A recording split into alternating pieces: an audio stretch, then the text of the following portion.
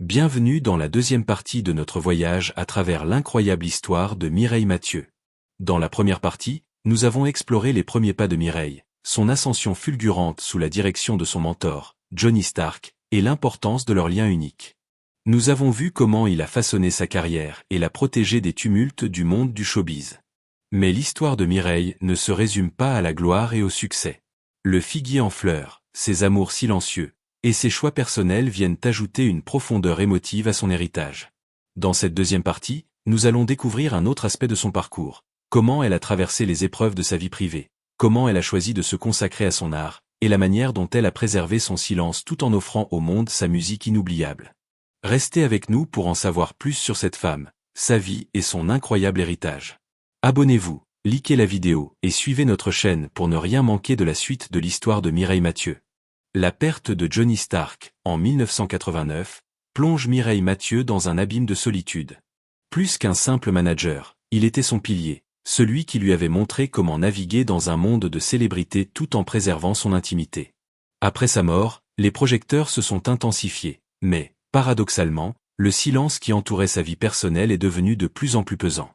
Derrière les façades éclatantes des scènes mondiales et des tournées triomphales, une question cruciale se pose. Comment continue-t-elle, une fois l'homme qui a façonné sa carrière disparu? En apparence, la carrière de Mireille ne faiblit pas.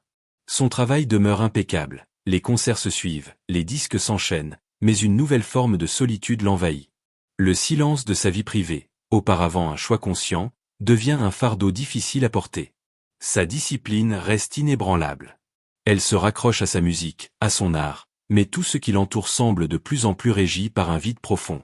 Ses sœurs, Monique et Mireille, prennent le relais pour gérer non seulement sa vie professionnelle mais aussi ses émotions et ses décisions. La transition se fait lentement, avec prudence, et l'ombre de Johnny Stark semble planer sur tout. Il est évident que l'absence de Stark crée un décalage dans la manière dont Mireille vit, travaille et se perçoit. Les échos de son absence résonnent dans le vide des tournées et des interviews. Mireille Mathieu, plus que jamais, vit dans une bulle qu'elle ne parvient pas à percer seule. Mais bien au-delà des concerts et des scènes, ce sont les recoins intimes de sa vie qu'elle doit apprendre à reconstruire sans lui.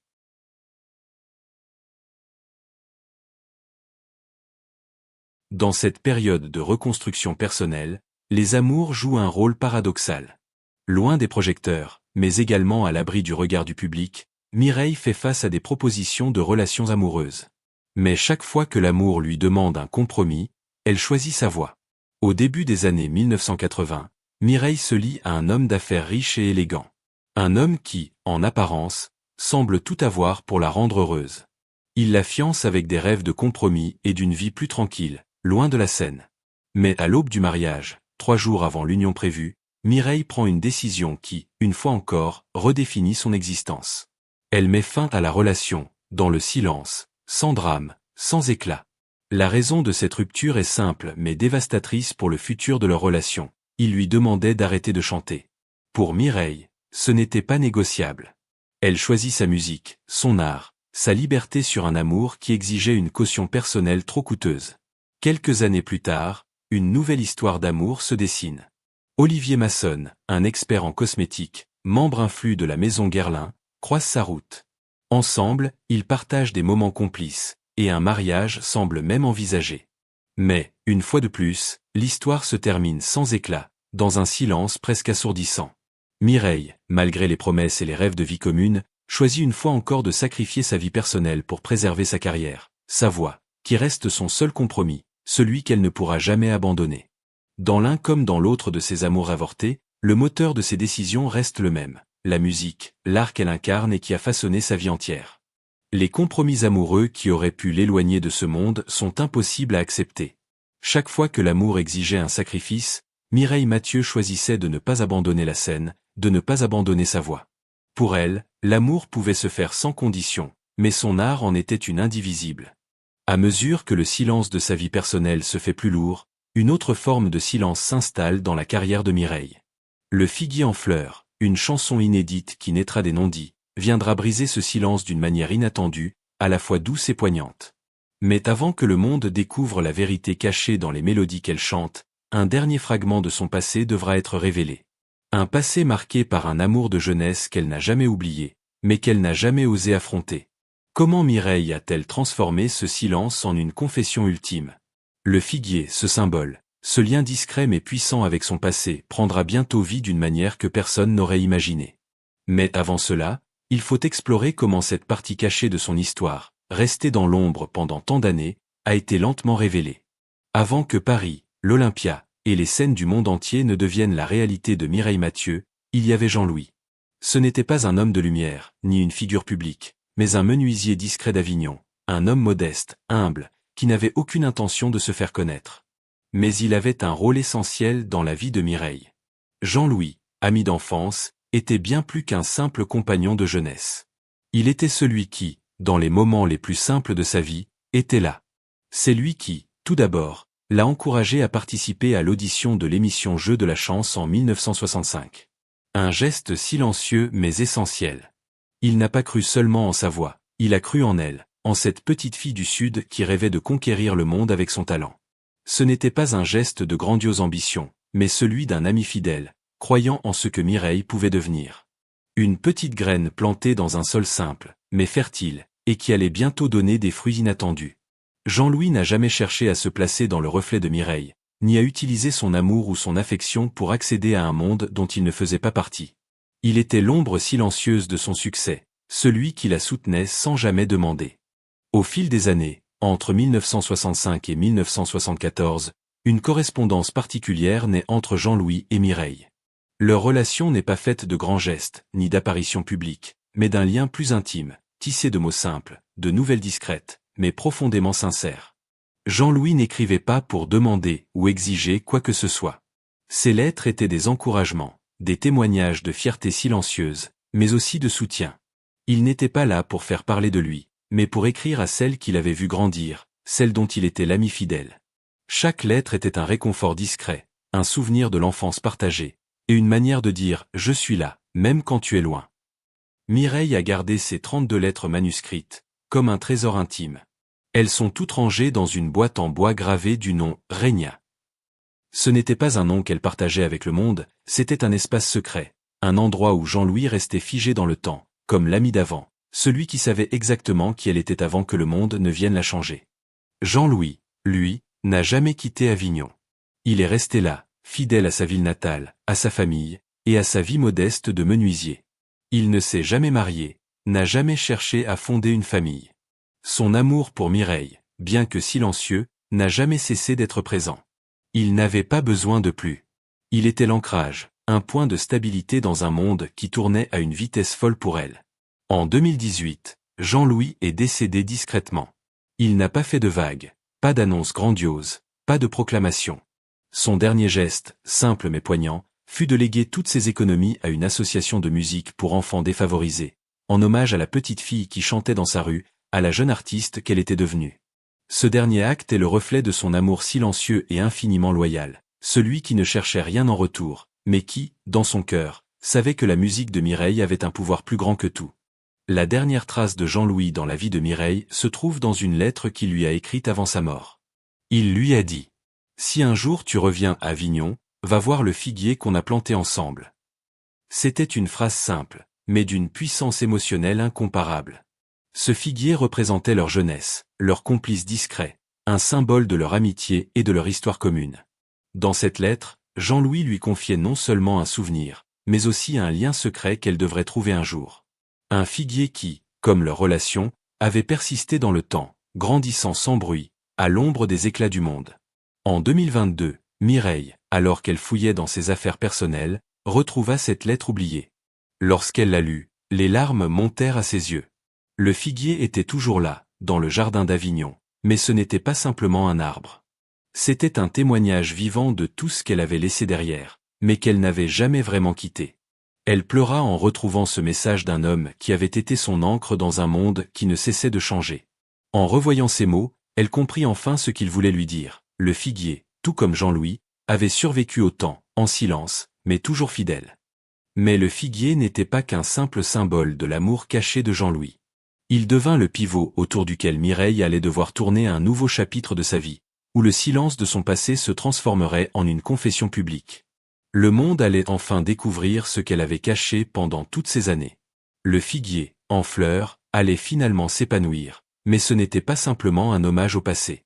C'était un cri silencieux, une vérité qui se dévoilait, un secret partagé qu'elle n'avait jamais vraiment révélé à personne.